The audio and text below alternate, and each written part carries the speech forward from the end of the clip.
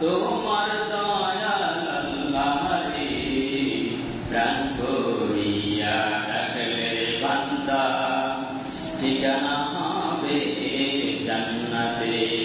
লা ইলাহা ইল্লাল্লাহ, লা ইলাহা ইল্লাল্লাহ, লা ইলাহা ইল্লাল্লাহ, মুহাম্মাদুর রাসূলুল্লাহ সাল্লাল্লাহু আলাইহি ওয়াসাল্লাম। সম্মানিত উপস্থিতি, অতিথিবৃন্দ, যুবকবৃন্দ, পরিচালক সোনামণিরা, ইউটিউব ফেসবুক ভিউয়ার সকলকে জানাই আমার আন্তরিক সালাম ও মুবারকবাদ। আসসালামু আলাইকুম ওয়া রাহমাতুল্লাহি ওয়া বারাকাতুহু। আপনারা সবাই কেমন আছেন? এই বইয়ের আবহাওয়া, সারা দেশে যে সন্ত্রাসী কর্মকাণ্ড, বিপদ আপদ বা মুসিবত, সবকিছু গুছিয়ে আমরা যে একটা সুন্দর জীবন পেয়েছি, সুস্থ শরীরে মসজিদে হেঁটে আসতে পেরেছি, এজন্য মালিককে খুশি করার জন্য সকলে দিল খুলে বলুন না আলহামদুলিল্লাহ। সারা পৃথিবীতে হাঙ্গামা দাঙ্গামা, ফিলিস্তিন, আফগানিস্তান, বিভিন্ন রাষ্ট্রে, আমাদের দেশেও সেরকম একটা অবস্থা শুরু হয়েছিল, ঠিক কিনা বলুন? এর থেকে নিস্তার যিনি দিয়েছেন, ভালো এবং মন্দ সকলের মালিককে, আল্লাহ বলেন ভালো এবং মন্দ মিনাল্লাহ তাআলা, এটা আমার পক্ষ থেকে আসে, বলুন আলহামদুলিল্লাহ। আল্লাহ অসুস্থ রাখছে আপনাকে, জ্বর আসছে, বলুন আলহামদুলিল্লাহ। গরিব হয়ে গেছেন, বলুন আলহামদুলিল্লাহ। হাঁটতে পারেন না, বলুন আলহামদুলিল্লাহ। আপনাকে এই অবস্থায় রাখছে কে? তাতেও যদি খুশি হয়। এক চেয়ারম্যানের সদস্য যদি গম দেয় সবাই আর একজনের না দেয়, তারপরও কাছে গিয়ে যদি বলে আলহামদুলিল্লাহ, যা দেন আমি খুশি আছি, তার প্রতি বেশি খুশি হয় না? আল্লাহ পাক যে অবস্থায় রাখে, বান্দা যদি মুস্কি হাসি দিয়ে বলে, দিল থেকে ডাক দিয়া মালিক আলহামদুলিল্লাহ, আল্লাহ তুমি যেমনি রাখছো আমি ভালো আছি, আল্লাহ খুশি হইয়া তার নিয়ামতগুলো আরো সাজাইয়া দেয়, বলুন আলহামদুলিল্লাহ। গরিব হয়েছেন, কি হয়েছে? আপনার নিচেও তো কত মানুষ আছে, হাত নাই দুইটা, পা নাই দুইটা, রাস্তায় রাস্তায় দৌড়ে খায়, ভিক্ষা করে, আছে না? আবার কত মানুষের একটা হাত আছে, কত মানুষের চারটা হাত পাওয়া নেই, ঠিক না বেটি বলেন? কত মানুষ এখন আইসিইউতে আছে। গত পরশুদিন আমাদের বাড়ির পাশে এক চাচা হয়, মামু, আইসিইউতে ছিল। বঙ্গভবন দখলের সময় গুলি খাইছে, এখান থেকে ঢুকছে, এই দিক দিয়ে গিলে বেরিয়ে গেছে। তাই যা কিছু হয়, গাড়ি চায়, আল্লাহ পাক মুমিন যারা বান্দা, তাদের কল্যাণের জন্য সবকিছু করে। এজন্য আসলে সবকিছুরই পিছনে একটা ত্যাগ আছে, কষ্ট আছে, ঠিক না বলেন? আপনি বসে বসে ভালো খাবার খাইতে পারবেন না, বাজার করা লাগবে, জমিনে কাজ করা লাগবে, লাগবে কি লাগবে না? আষাঢ়, শ্রাবণ, ভাদ্র, আশ্বিন, কার্তিক, অগ্রহায়ণ, ৩-৪ মাস কৃষকরা কাজ করে, কষ্ট করে, কি জন্য? সারা বছর বৈশাখ খাইবে, কোরাইকের চাল দুঃখ নেবে, ঠিক না বেঠিক বলেন? স্ত্রী পুত্র, সুন্দর স্ত্রী, কলিজার টুকরা, সন্তান, মা বাবা সব ছেড়ে সৌদির বুকে, কানাডা, আমেরিকার বুকে 8 বছর 10 বছর অক্লান্ত পরিশ্রম করে, কার জন্য? সুখের জন্য। কিসের জন্য? সুখ চাই তো আমরা সবাই, কথা বলেন, সুখ চাই। সুখ যদি চাই, যাইতে হবে একটা জিনিসের কাছে, সেটা হলো কোরআন, বলুন না সুবহানাল্লাহ। কোরআনই পারে মানুষের আত্মায় শান্তি দিতে। আপনি অসুস্থ আছেন, দেনাগ্রস্ত আছেন, কতক্ষণ বসেন, জিকির করেন, দেখবেন কিভাবে শান্তি আসে মনে হয়। জিকির তো আমাদের না, সন্ধ্যা হয়েছে, বিপদে পড়ছেন, 2 রেখাত নামাজ পড়ে জিকির করেন না, তসবিহ আর চোখের পানি জড়ায় কাঁদেন, শান্তি দিতে পারে কে? সারা দুনিয়ার ক্ষমতার বাদশাহী নিয়ে ক্ষমতা আসে না, ক্ষমতা আসে একজনের কাছ থেকে, তিনি কে? আল্লাহ তাআলার জিকির করতে হবে বেশি বেশি। এই জন্য একটু জিকির করি মাঝে মাঝে। এটা অনেকে কমেন্ট করে আমার বেদাত, আল্লাহর জিকির করি আলোচনার আগে দুরূদ করি, এটা বলে বেদাত। এরকম আমার মুসল্লিরা কমেন্ট করে, 2-1 সবাই না। যাই হোক, আল্লাহকে ডাকতে হবে। আল্লাহ কোরআন শরীফে সূরাতুল বাকারার 186 নম্বর আয়াতের মধ্যে বলেন, ওয়াইদা সাআলাকা ইবাদি আন্নী ফাইন্নী করিব। রাসূল, বান্দা যখন আমাকে ডাক দেয় আপনি বলে দেন বান্দা দূরে না, তোমার খুব কাছে। সুবহানাল্লাহ। বান্দা যখন আমাকে ডাক দেয় আপনি বলে দেন রাসূল, আল্লাহ পাক বান্দার বেশি দূরে না, খুব কাছে। কত কাছে? রব্বুল আলামিন অন্য জায়গায় কোরআন শরীফের মধ্যে বলেন, 26 পারা সূরা কফের মধ্যে বলেন যে তোমার যে গলার শাহরগ, এই শাহরগের চাইতেও আমি আল্লাহ বান্দার কাছে থাকি। সুবহানাল্লাহ। অর্থাৎ আয়নায় যেমন সব দেখা যায়, আমার মালিক সৃষ্টিকর্তা তিনি আরশে আজিমে বসা সবাই সামনে দেখতে পায়। বলুন সুবহানাল্লাহ। তার সাহায্য করতে কাছে আসে লাগে। আল্লাহ কোন জিনিস করতে চাইলে হও বললে হয়ে যায়। আল্লাহ কোরআন শরীফের মধ্যে এই কথাটা তুলে ধরেছেন। 21 পারা সূরা রুম এর 41 নম্বর আয়াতের মধ্যে আল্লাহ তুলে ধরেছেন, ইন্নামা কাউলুনা লিশাইইন ইযা আরাদনাহু আন নাকুলা লাহু কুন ফায়াকুন। বলুন আল্লাহু আকবার। আল্লাহ বলে যখন আমি কুন বলি ফায়াকুন হয়ে যায়। যাকে যতদিন বাঁচিয়ে রাখি ততক্ষণ বাঁচে, আজরাইলকে যখন বলি যান কবাস, কবাস হয়ে যায়। যাকে যতক্ষণ ক্ষমতায় রাখি আর বলি কুন ফায়াকুন, ক্ষমতা থেকে আমি আল্লাহ নামাইয়া দিই। সব করে কে? কোরআন শরীফের সূরাতুল আল ইমরানের 26 নম্বর আয়াত, কুলিল্লাহুম্মা মালিকাল মুলক তুতিল মুলকা মান তাশা। সারা দুনিয়ার বাদশাহ আর বাদশাহ আমি, বড় বাদশাহ আসমানে আরশে আজিমে সবার উপরে আছি। সুবহানাল্লাহ। বাদশাহ তিনি সবার বড়, তিনি থাকবেন কোথায়? সবার উপরে। এজন্য আল্লাহ আরশে আজিমে আছে। আপনাদের একটা শিক্ষা দিই, সবাই কান খাড়া করুন। যদি কেউ জিজ্ঞেস করে আল্লাহ কোথায় আছেন, সবারই তো একটা সিংহাসন আছে না নাই? আল্লাহ পাক যদিও তার এলেম, তার চক্ষু, তার কান, সবকিছু সব জায়গায় তার চোখের সামনে বিরাজমান, কিন্তু আল্লাহ তো একটা নির্দিষ্ট জায়গায় আছে না নাই?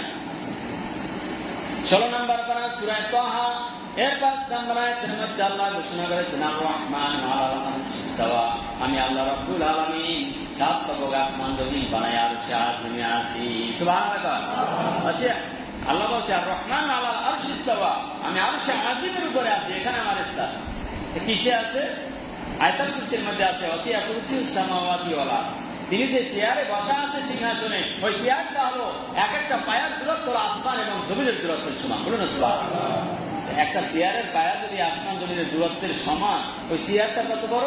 তাহলে আমার মাবুদ আল্লাহ কত বড়?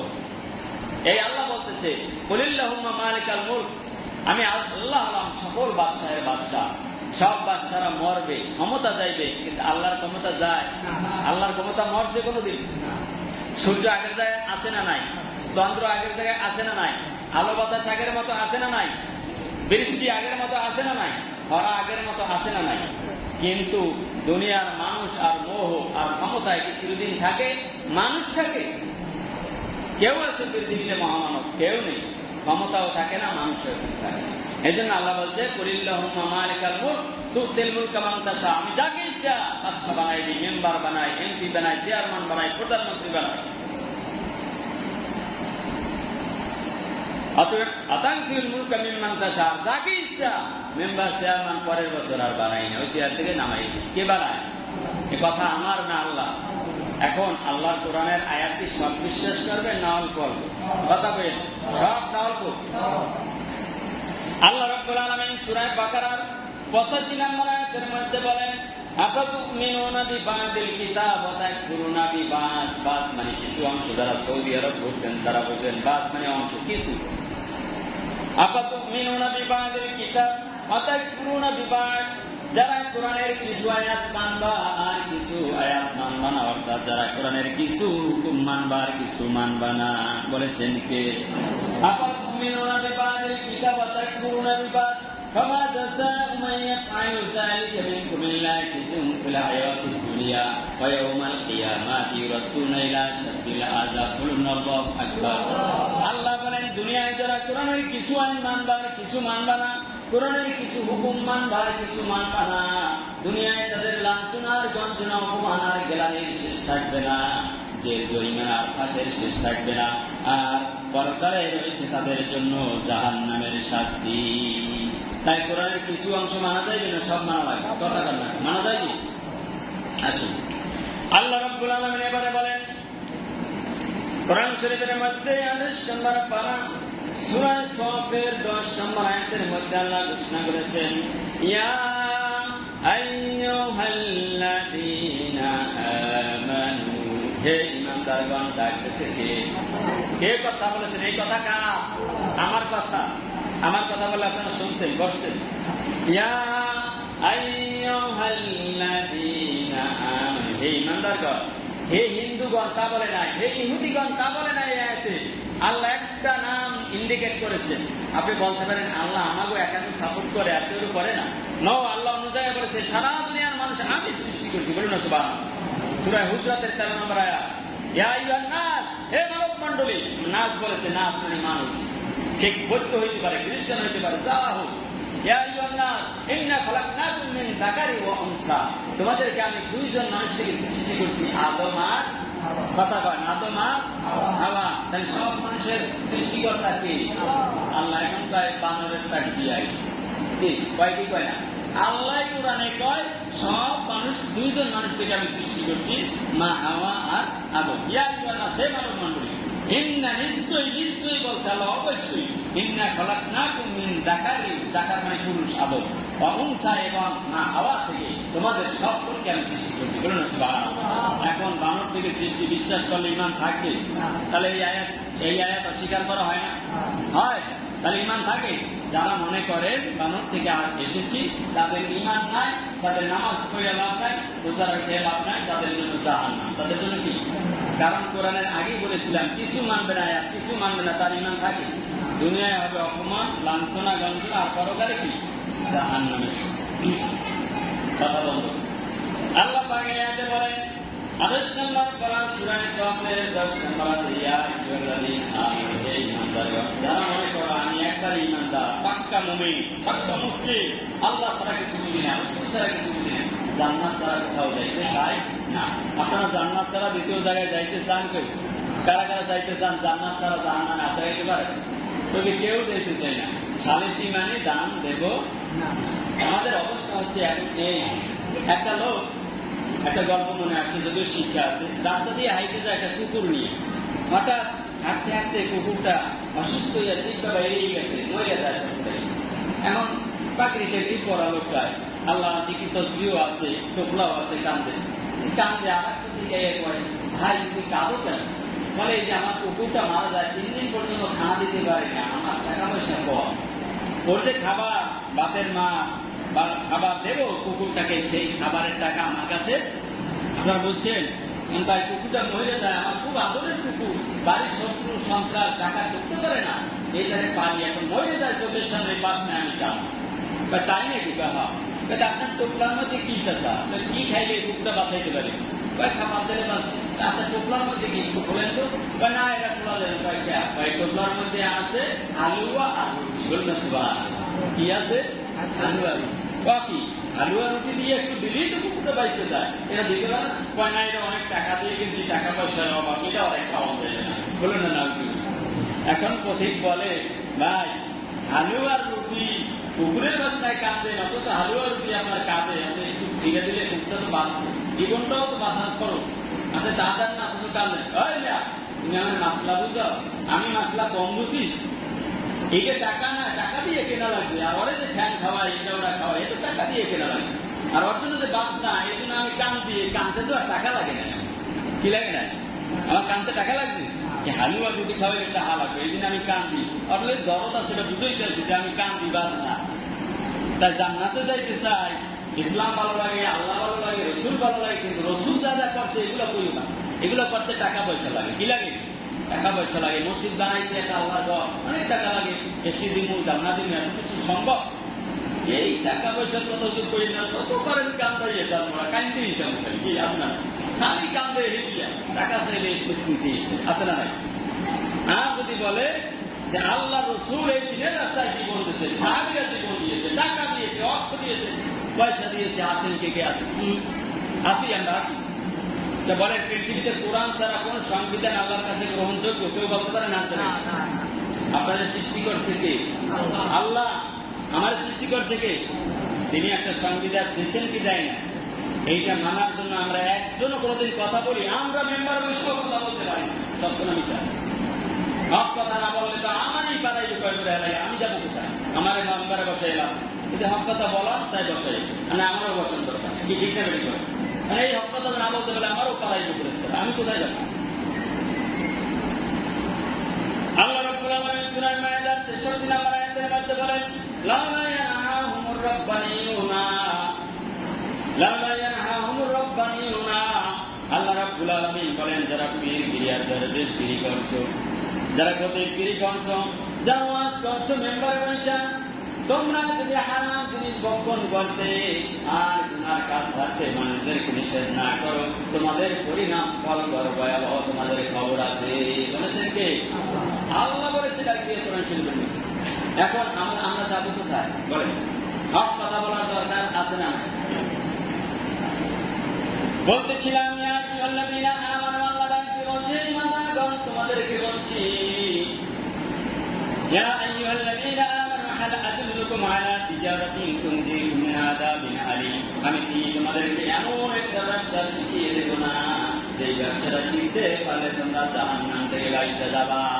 কি পারবা? জাহান্নাম থেকে বাইচে যাবা, এমন একটা ব্যবসা। বলেছেন কে? কথা কর না, বলছে কে?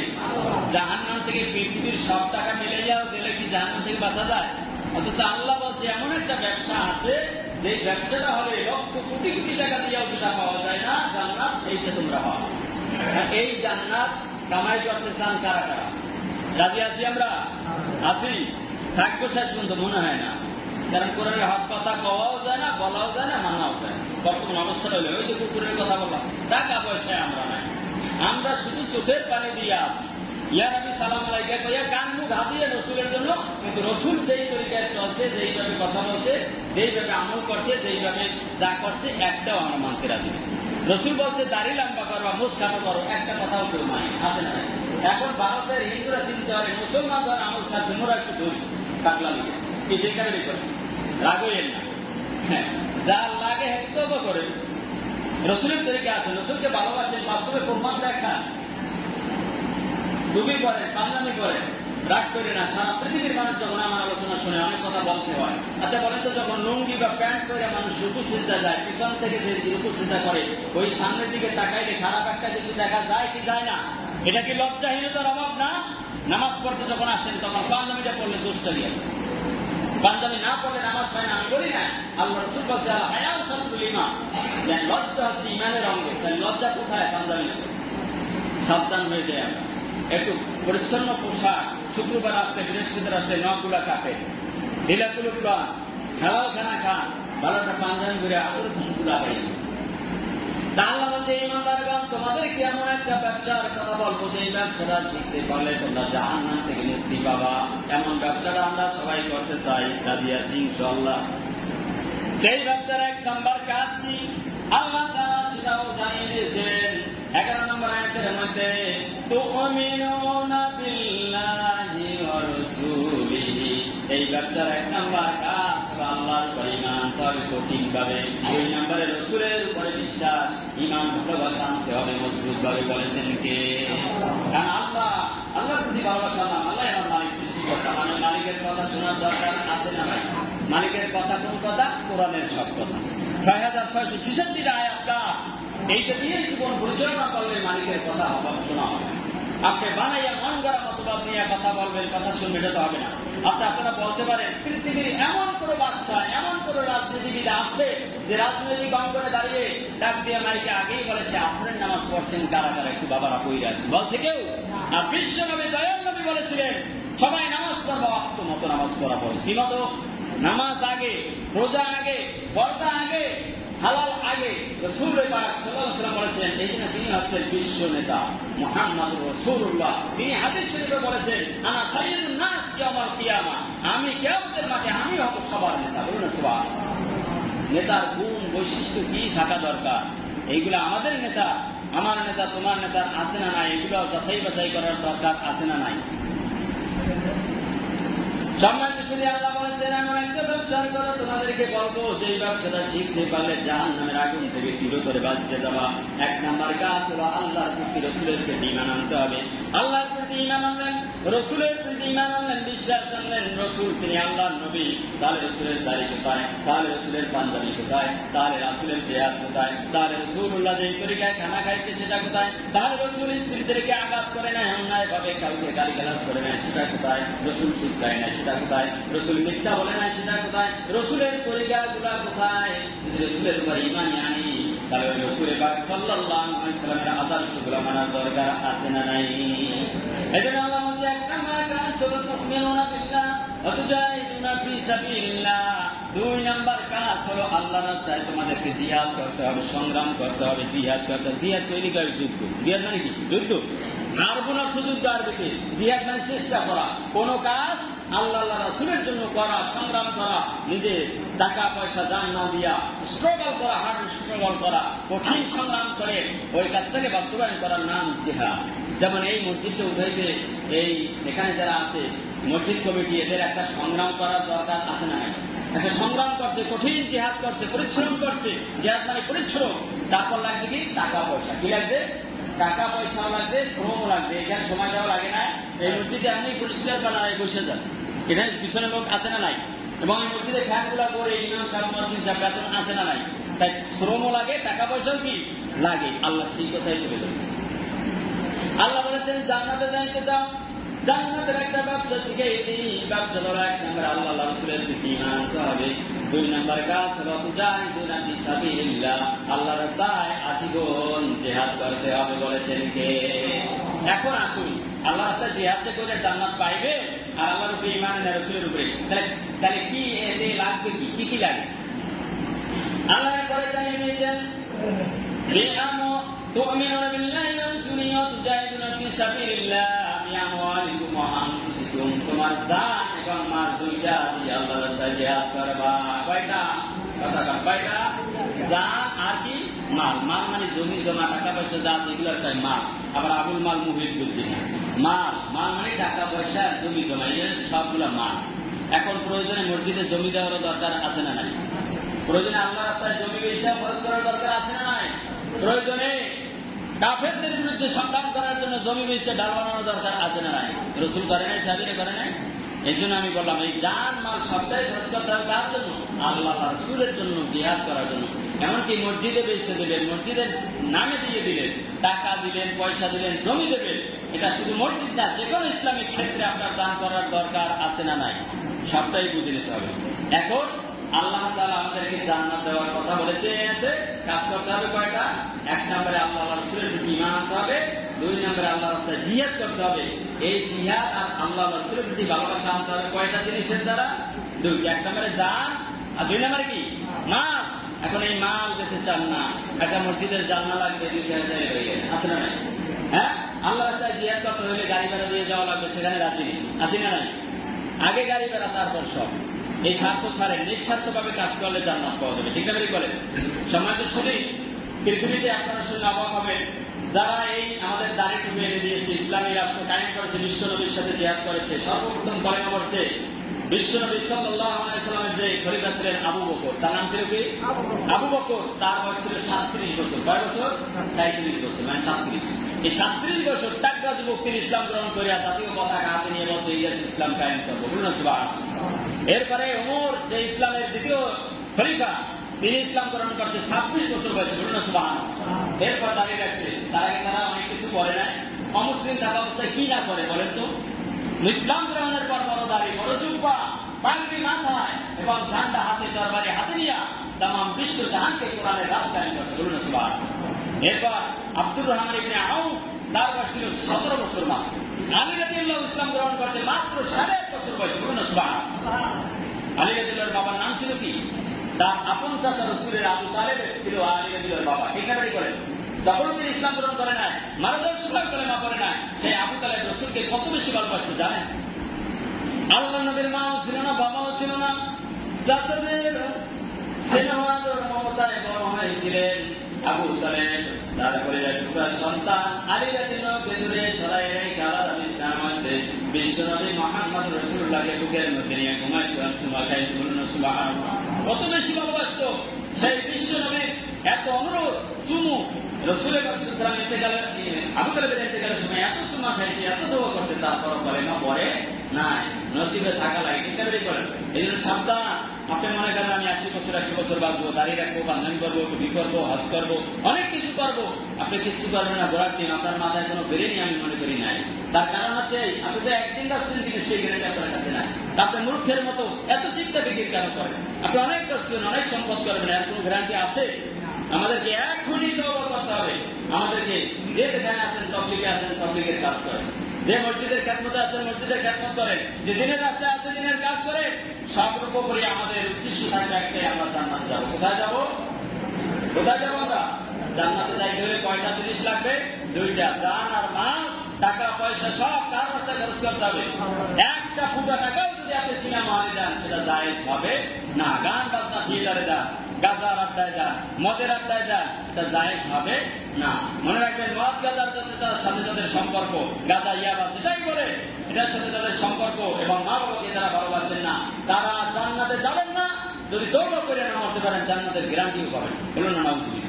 আল্লাহ তাআলা আমাদেরকে এই হিরোইন, মদ, গাজা, আফিম এগুলো থেকে ফিরে আসার তৌফিক দান করে চলবেন। আমি ইসলাম যারা কায়েম করেছিল তারা ছিল তাগড়া যুবক। আমাদের যুবক যারা আছে এখানে, ছোট ছোট ভাইরা, আমাদেরকে নামাজ পড়তে হবে, পাঁচওয়াক্ত আমাদেরকে কোরআন শিখতে হবে, আমাদেরকে ইসলামের কথা আগাইতে হবে। ঠিক না বেড়ে বলেন? আমরা যেন পাঁচওয়াক্ত নামাজ পড়তে পারি, সত্য কথা বলতে পারি, কারো কলম চুরি না করি, মিথ্যা না বলি, কার সাথে মারামারি না করি, আমরা যেন রাসূলের তরিকায় পাঁচওয়াক্ত নামাজ পড়তে পারি। এই কথা